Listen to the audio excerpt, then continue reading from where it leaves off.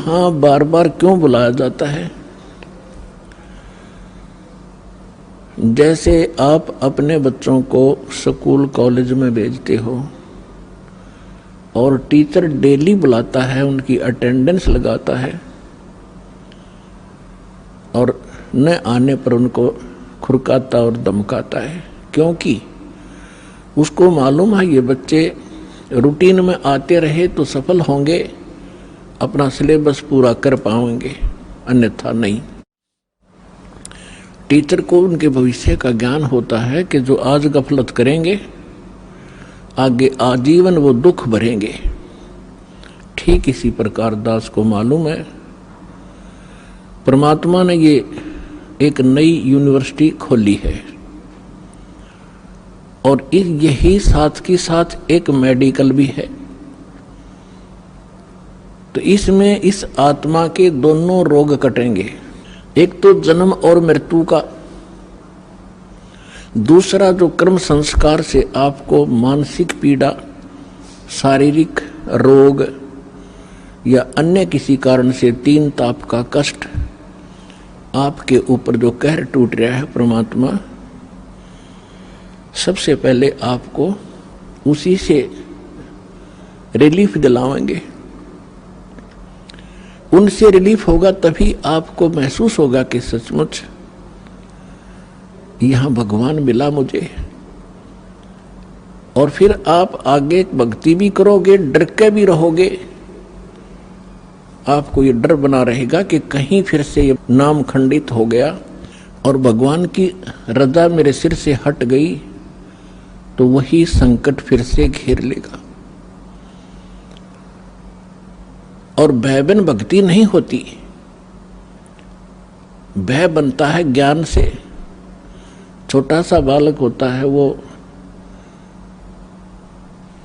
Current वाली wire को भी पकड़ लेता है और मर जाता है, सर्प को भी पकड़ लेता, गड्ढे में गिर जाता, अग्नि को हाथ में पकड़ लेता और वो अपना हानि उसको होती ही है। और जब वो बच्चा बड़ा हो जाता है, बुद्धि उसकी काम करने लग जाती है, मैच्योर होता है, तो फिर उसको डर लगता है उन भयंकर पदार्थों से, भयंकर जानवरों से। आप भी डरता है, औरों को भी सतर्क करता है कि सर्प है, इससे दूर हो जाओ, ये खा जाएगा, काट लेगा, बहुत विषैला जानवर है। इसी प्रकार बिजली के तार से औरों को भी बचाएगा, आप भी बचेगा।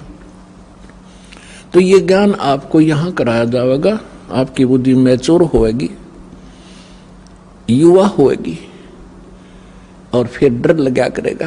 प्रत्येक पदार्थ से रिश्वत लोगे, हाथ कांप जाएंगे तुम्हारे। ये होगा जब जब आप सियाने हो जाओगे, मैच्योर आपके विचार हो जाएंगे, आपके हृदय में परमात्मा का जो ज्ञान दृढ़ हो जाएगा। तो आप जी को यहां क्यों बुलाया जाता है? आप तो बालक हो, खिलौने से खेलने की आदत बन गई और सभी खेल रहे होते हैं तो दूसरे बच्चों की भी रुचि उसी में अधिक बनी रहती है। परमात्मा कहते हैं होले सुहागन सुरता त्यार, तो मालक घर जाना है। फिर कहते हैं कि तेरे संग की कितनी जाली, तू क्यों लारी वार, और गुड़िया खेलत तन जन्म गंवा दिए। लाया नहीं विचार। गुड़िया खेलत यानी खिलौने से खेलते हुए इतना सारा जीवन नष्ट कर दिया। ये भी सोच के तूने अपने घर ससुराल भी जाना है और तेरे साथ की और भी बहुत जा चुकी हैं, तूने भी जाना ही होगा। इसलिए वहां जाने से पहले अपनी तैयारी कर। अब जब तक लड़की यानी लड़का हो चाहे लड़की, लेकिन यहां परमात्मा आत्मा को संबोधित कर रहे हैं, चाहे वो स्त्री की है या पुरुष की। ये कौर कौर में ऊपर के चोले मंत्र है, अंदर मटेरियल एक जैसा है। तो परमात्मा ये समझाना चाहते हैं कि जैसे छोटे बच्चे खिलौनों से खेलते हैं, कोई कार ले रखी है छोटी सी, कोई घोड़ा ले रखा है, कोई मोटरसाइकिल, वो खिलौने की छोटी सी खड़ी है प्लास्टिक की, और उनको कोई बच्चा उठा लेता है तो वो रोता है, पैर पीटता है, बुरा हाल कर लेता है। जब उससे पूछा जाता है कि क्यों रो रहे हो, कि मेरी मोटरसाइकिल उठा दी। वो मोटरसाइकिल, वो इतना खिलौना, उसको ओरिजिनल मान चुका, वो उसकी बुद्धि इतनी ही काम करती है। ऐसी लड़कियां गुड्डा गुड्डी का खेल खेला करती हैं। एक कपड़े का गुड्डा बना लेते थे दुल्हा, एक उसकी दुल्हन, और छोटे छोटे कपड़ों के टुकड़ों से उनके सूट के सेट बना दिया करती थी, सैकड़ों की संख्या में।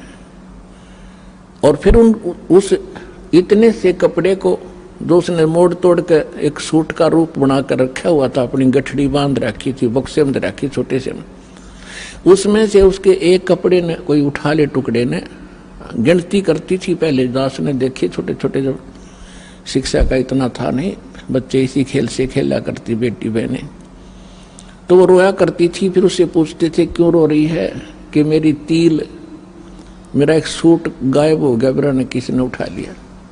इतना चीथड़ा था, कतरन थी एक। अब दुल्हा दुल्हन का खेल खेला करती थी, ये दुल्हा या दुल्हन। अब जब वो लड़की बड़ी होती है तब उसको पता चलता है वास्तविक दुल्हा और दुल्हन का। जब वो बड़ी हो जाती है फिर वो खेल नहीं खेल सकती जो पहले खेला करती, छोटे छोटे गुड्डा और गुड्डी के खेल को, कभी उसकी रुचि ही नहीं बन सकती। तो इसी प्रकार आप जी जो आज तक खेल खेल रहे थे, संतानों उत्पत्ति, संपत्ति को संग्रह करना, बच्चों का विवाह करना, पढ़ाना, शिक्षा ग्रहण कराना, फिर इनका विवाह कर देना, फिर इनके संतान की कामना करना, संतान हो जावे, फिर हम वृद्ध हो गए, मृत्यु के निकट आ गए, हम बेशक मर जावा, नो प्रॉब्लम।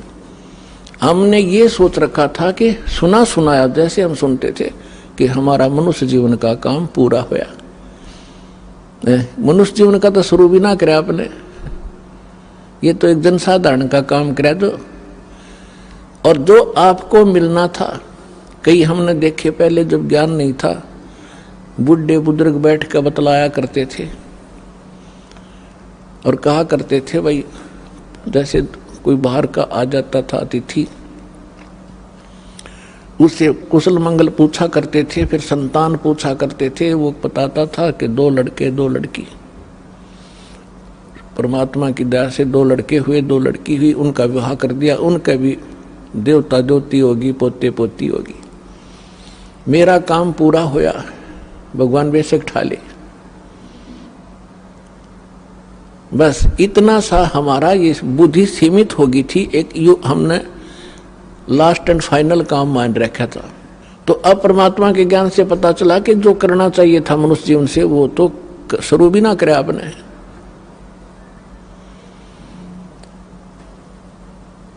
तो पुण्यात्माओं, आपको यहां बुलाकर ये ज्ञान दिया जाता है कि आप उस मनुष्य जीवन के मूल कर्तव्य को भूल चुके हो और किसी में पिछले पुण्य